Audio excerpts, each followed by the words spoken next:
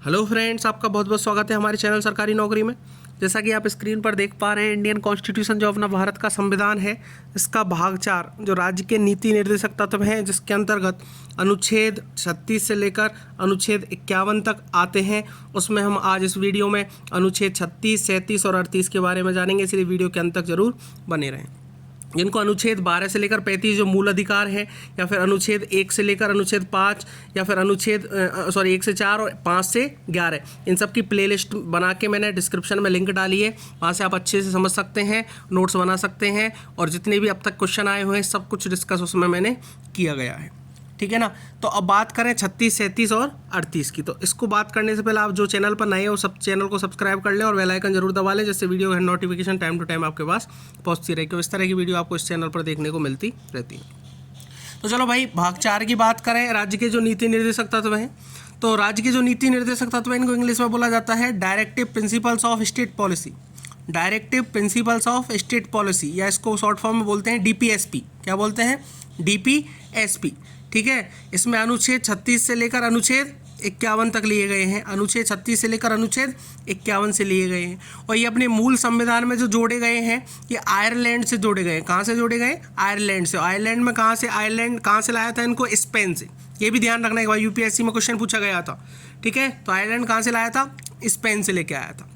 Actual में राज्य के नीति निर्देशक तत्व किसे बोलते हैं कि एक तरह से ये मूल अधिकार ही हैं। ठीक है ना। एक तो भाग 3 मूल अधिकार है, एक भाग 4 राज्य के नीति निर्देशक तत्व है।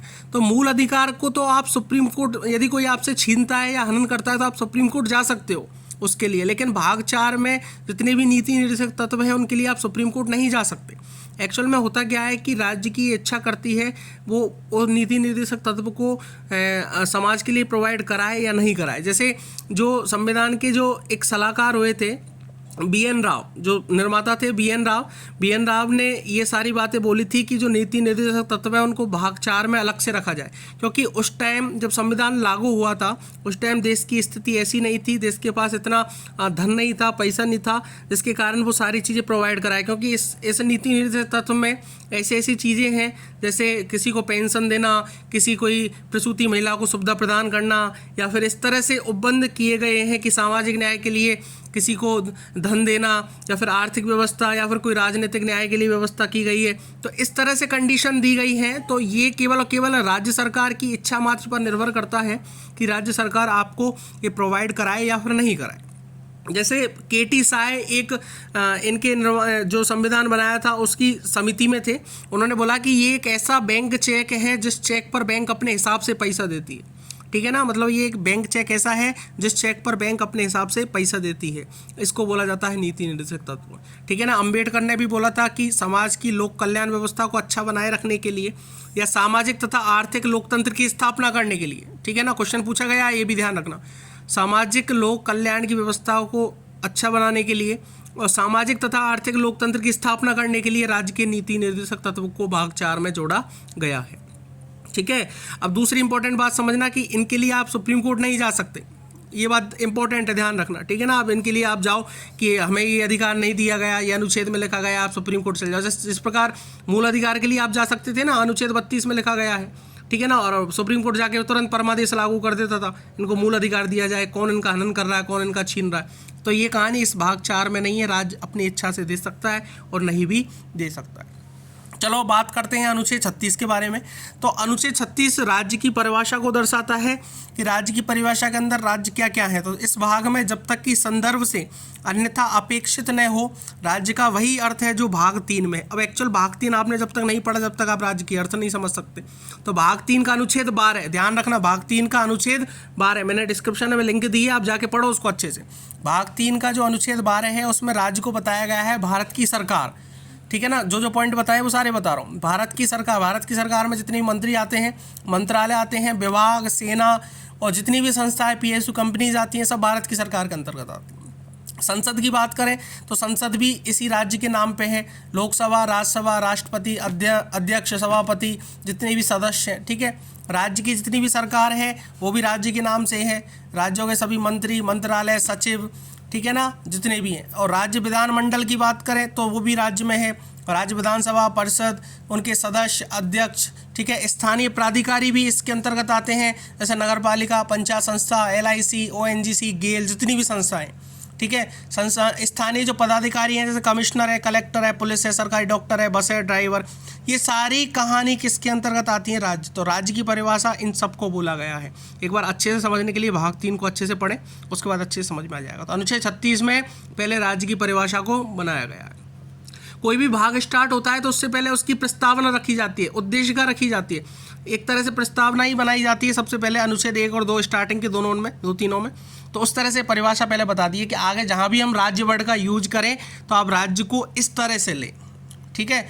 इसके बाद बात करें अनुच्छेद 37 की, तो अनुच्छेद 37 में बताया गया है कि इस भाग में अंतर्विष्ट उपबंध किसी न्यायालय द्वारा प्रवर्तनीय नहीं होंगे, किंतु फिर भी इनमें अधिकथित तत्व देश के शासन में मूलभूत हैं और विधि बनाने में इन तत्वों का लागू करना राज्य का कर्तव्य होगा। इंपॉर्टेंट बात समझना कि राज्य अपनी इच्छा से इन नीति निर्देशक तत्वों को दे भी सकती है और नहीं भी दे सकती है, लेकिन इस संविधान में बोला गया है कि इन नीति निर्देशक तत्व को लागू करना राज्य का कर्तव्य होगा। राज्य का एक कर्तव्य है। कर्तव्य का मतलब अलग बात होती है और अधिकार का मतलब अलग बात होती है, ध्यान रखना। कर्तव्य मतलब एक तरह से उनका कर्तव्य है कि वो इस तरह से नीति निर्देशक तत्व को लागू करें, ठीक है ना। लेकिन आप ऐसा नहीं है कि आपको लागू नहीं हो रहा तो आप जाके सुप्रीम कोर्ट, हाई कोर्ट में जाकर याचिका दाखिल कर दो, ठीक है ना। इस तरह से नहीं है। जैसे मूल अधिकार के लिए अनुच्छेद 32 में साफ लिखा हुआ है, यदि कोई आपके मूल अधिकार को छीनता है या हनन करता है तो आप सीधा सुप्रीम कोर्ट जा सकते हैं अनुच्छेद 32 के तहत। और सुप्रीम कोर्ट क्या करेगा? परमादेश आदेश निकालेगा, रिट निकालेगा तुरंत ही। मैंने आपको अच्छे से पढ़ाया अनुच्छेद 32 में। आप अनुच्छेद 226 के तहत हाई कोर्ट भी जा सकते हो, ये भी मैंने आपको उसमें अनुच्छेद 32 में अच्छे से समझाया, ठीक है ना। लेकिन ये कोई ज़रूरी नहीं है, आप सरकार पर प्रेशर नहीं कर सकते। एक तरह से न्यायालय में प्रवर्तनीय और बाध्य नहीं है ये बातें, ठीक है ना। तो इसके संबंध में ये अनुच्छेद 37 बनाया गया है।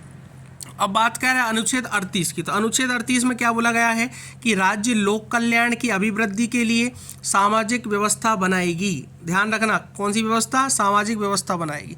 एक्चुअल में सामाजिक व्यवस्था, आर्थिक व्यवस्था और राजनीतिक व्यवस्था तीनों बनाएगी, ठीक है ना। जैसे सामाजिक न्याय भी मिले, आर्थिक न्याय भी मिले और राजनीतिक न्याय भी मिले, इसकी अब लोक कल्याण की अभिवृद्धि के लिए, ठीक है ना। मैं पढ़ के बता देता हूँ क्या है। राज्य ऐसी सामाजिक व्यवस्था करेगी जिसमें सामाजिक, आर्थिक और राजनीतिक न्याय, ध्यान रखना इंपॉर्टेंट पॉइंट है, UPSC में पूछा गया है कि कितनी तरह के न्यायों के बारे में वर्णन किया गया है नीति निर्देशक तत्व में। तो सामाजिक न्याय, आर्थिक न्याय और राजनीतिक न्याय। और एक तरह से ये भी क्वेश्चन पूछा गया था कि कितने तरह के लोकतंत्र की स्थापना की गई है, तो सामाजिक लोकतंत्र और आर्थिक लोकतंत्र, ठीक है।